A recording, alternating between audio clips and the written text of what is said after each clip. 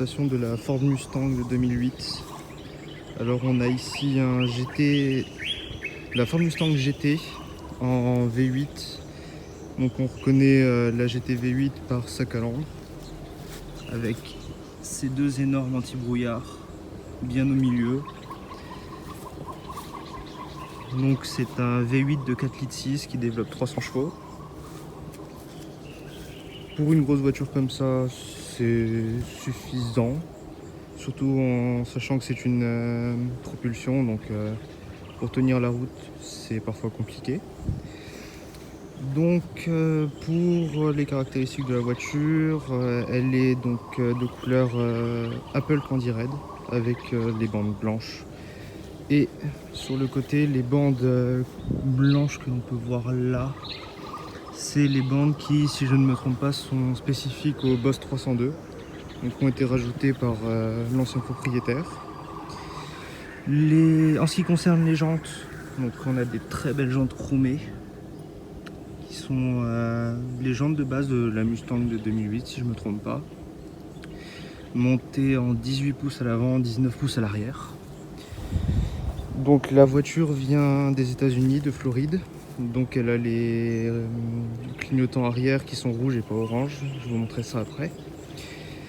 Pour ce qui est des modifications, si je ne me trompe pas, l'ancien propriétaire a fait changer le pare-choc avant.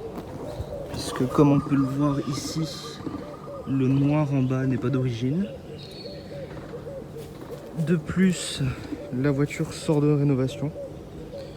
Donc pour tout ce qui est peinture du pare-choc avant et du capot, on peut voir une peinture plutôt propre qui reprend bien l'esprit de la voiture. Et en bas des nouvelles grilles, donc les nids d'abeilles que l'on peut voir là et la grille centrale qui sont toutes neuves. Ensuite on va passer au coffre. Donc pour une coupée où il n'y a pas de place à l'arrière, ou plutôt il y en a mais on ne peut pas rentrer quelqu'un, le coffre est plutôt grand et surtout très lourd. Voilà, donc pour vous montrer, il y a de la place, c'est profond, il y a de quoi mettre une ou deux valises. C'est pas la meilleure voiture pour partir en vacances, mais bon, c'est toujours ça de prix. Ensuite, donc, pour bien reconnaître encore les GT de 2008, de 2005 à 2008, on a l'aileron, très beau, simple. Ensuite, l'ancien propriétaire a également mis une ligne Pipes sur la voiture. C'est très bruyant, mais ça fait le taf. Ça colle bien avec l'esprit de la voiture. Ensuite, on va passer à l'intérieur. Pour ce qui est de l'intérieur, comme vous pouvez le voir, cuir gris avec les portes en sky. Bon, comme elle est 2008, le cuir et les plastiques ont un peu mal vieilli. Mais bon, ça colle avec l'esprit muscle car américaine. À l'intérieur, le volant qui a été refait en cuir pour le tour. Très beau, très propre. De même pour ce qui a été refait dans la voiture, le contour du levier de vitesse en simili cuir.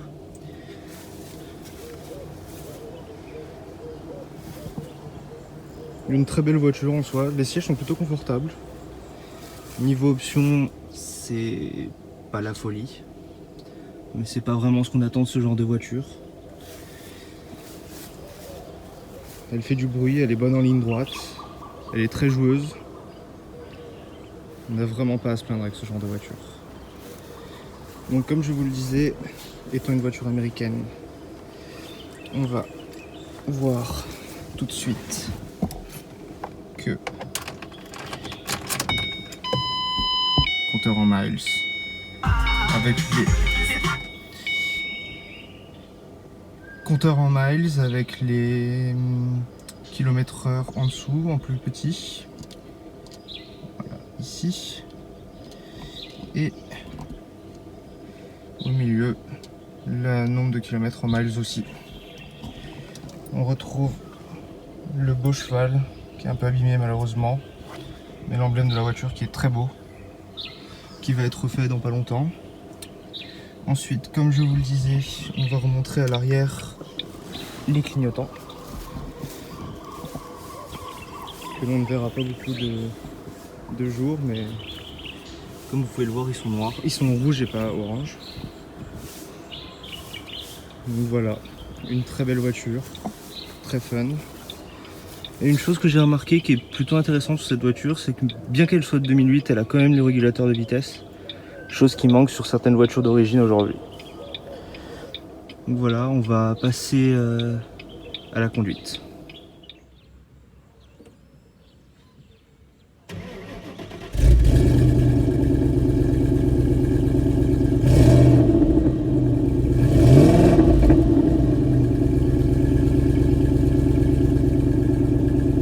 On se retrouve au volant de la Mustang. Alors elle est chaude déjà. On va qu'on dise quelque chose. Donc comme je vous le disais, une voiture qui peut être à la fois très douce. En dessous de 2000 tours, la ligne n'est pas dérangeante, pas trop de bruit, ça va. Ici, les routes sont pas en très bon état, surtout à certains endroits, les dodanes sont très hauts. Donc lors de la rénovation de la voiture, on a fait changer tous les amortisseurs pour qu'elle soit un peu plus haute à l'avant, parce qu'avant elle touchait en dessous, donc c'était assez désagréable. Maintenant la voiture passe partout, sans non plus qu'elle soit trop haute. Ça ne casse pas la ligne comme vous avez pu le voir sur la vidéo.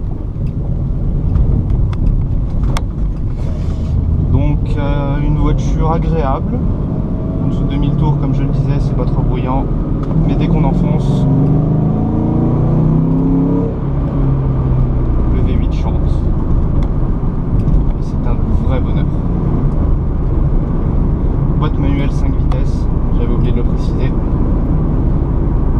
Sur une américaine, je trouve que c'est quand même plus intéressant d'avoir une boîte manuelle qu'une boîte automatique. Après, ça n'engage que moi. À la maison, on a les deux. On a la Mustang en boîte manuelle et une Dodge Charger en boîte automatique. Comparé à des boîtes automatiques allemandes, je trouve que ça manque un peu de répondant. Les passages de vitesse sont lents, mais ça colle avec la voiture. C'est pas, ça dérange pas trop. Mais bon, pour en revenir à cette voiture-là, boîte manuelle, on va pas s'en plaindre. C'est joueur, très joueur. Surtout sur route mouillée ou sur du sable. La voiture chasse très facilement. C'est aussi pour ça qu'on aime ces américaines. Montée en 275 à l'arrière. Donc niveau de tenue de route sur route mouillée, on oublie. J'espère pouvoir faire une accélération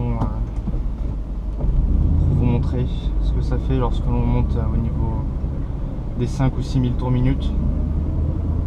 Ça rend, la voiture devient un vrai démon. Colle avec la couleur, avec le bruit. Très difficile la conduite ici.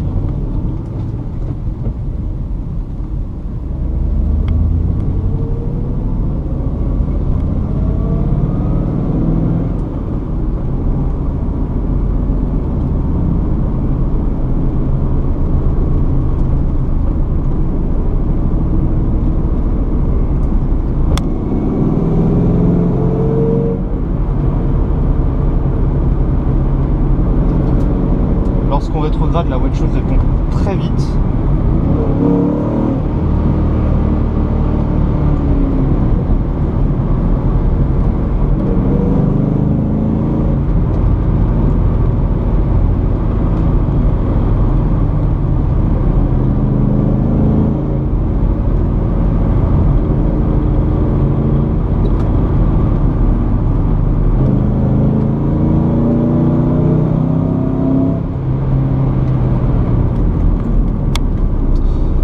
Niveau freinage, on connaît mieux. La voiture s'affaisse. En même temps, vu le poids du V8 à l'avant, on peut pas en attendre trop non plus de la voiture.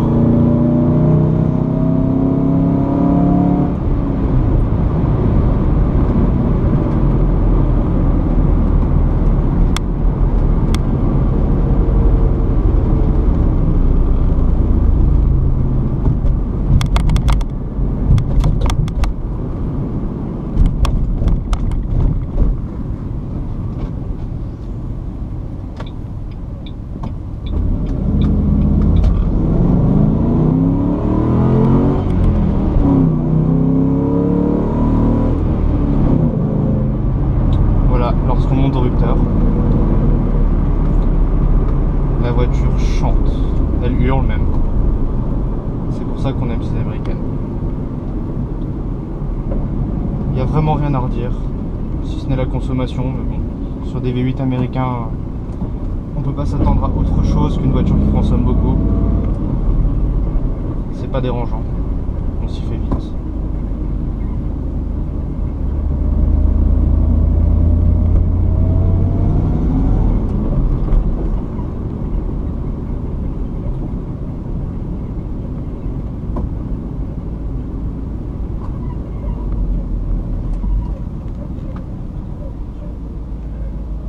Même dans les embouteillages, contrairement à ce qu'on pourrait s'attendre, la voiture n'est pas fatigante, l'embrayage est dur, mais on s'y fait très vite. La boîte, les vitesses se passent très facilement. Le vide-vitesse est petit, facile à prendre en main.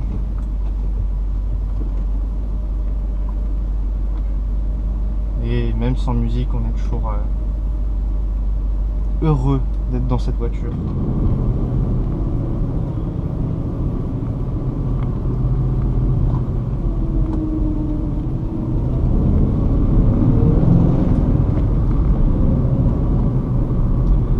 Voilà, comme je disais, en usage quotidien, la voiture n'est pas fatigante, on ne s'en lasse pas, contrairement à d'autres voitures qui seraient limite trop faciles à conduire.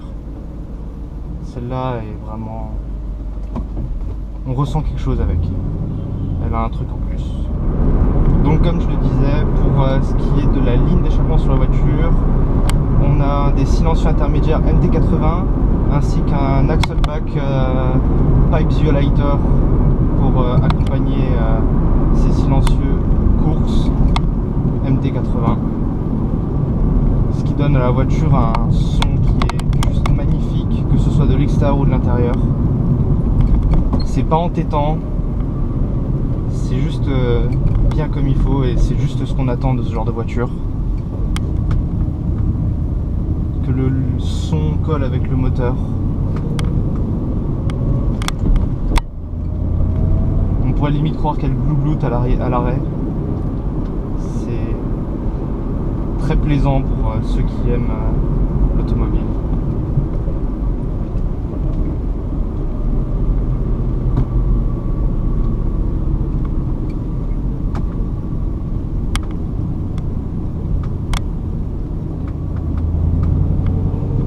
De plus, depuis qu'on a changé le volant, elle est vraiment très confortable.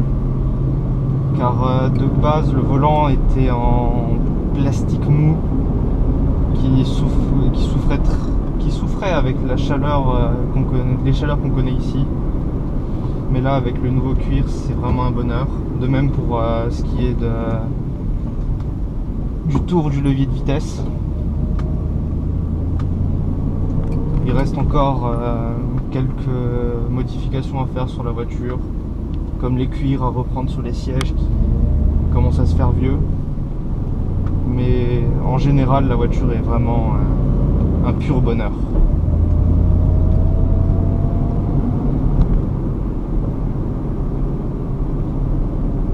Beaucoup de gens la regardent. Elle passe vraiment pas inaperçue dans cette configuration, entre la couleur et le son de la voiture.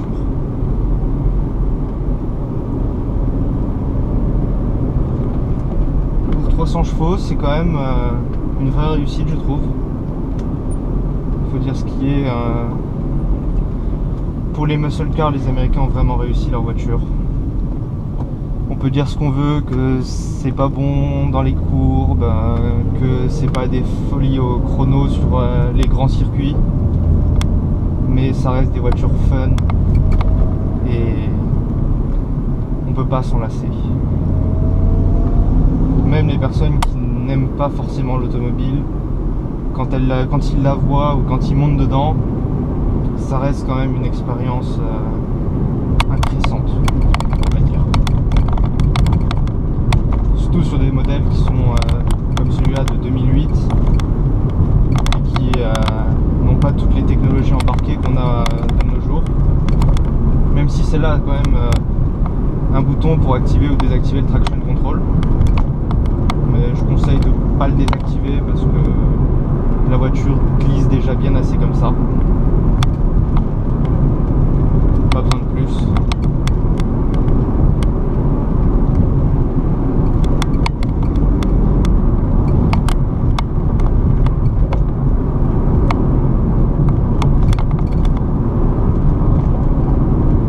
Je vous laisse profiter de cette vue et de ce bruit.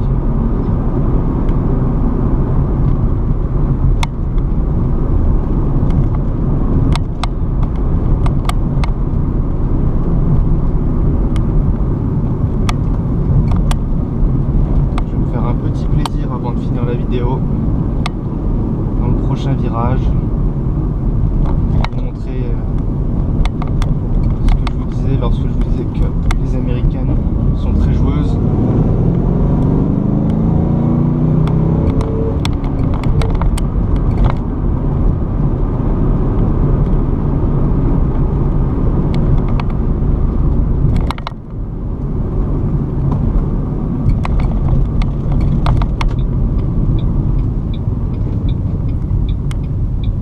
La première.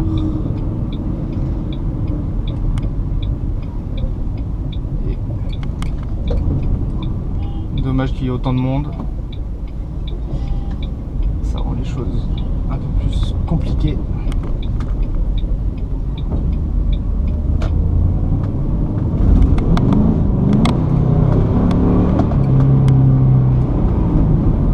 Voilà. Une parfaite américaine. Ça glisse et ça se reprend facilement. À ne pas en abuser non plus. Voilà, je pense que c'est tout pour cette vidéo. Merci à ceux qui ont regardé jusqu'ici.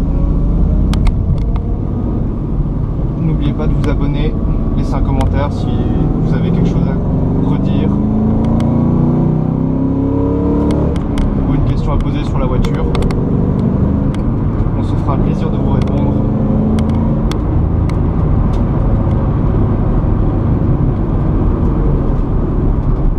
Et voilà. Bonne journée à tous.